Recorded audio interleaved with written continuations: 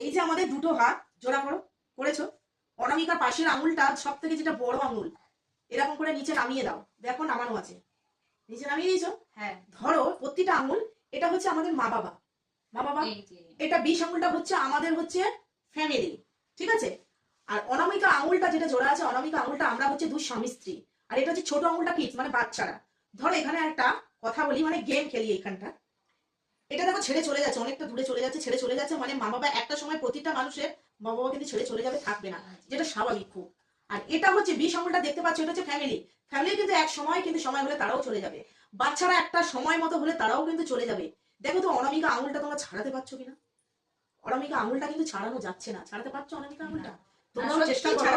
অনামিকা আঙুলটা ছাড়াতে যদি পারো, এটা হচ্ছে দুই স্বামী স্ত্রী, মানে দুই স্বামী স্ত্রী, এখানেই বোঝা যাচ্ছে যে দুই স্বামী স্ত্রী কখনো আলাদা হওয়া যায় না। এটা হচ্ছে আত্মার সম্পর্ক।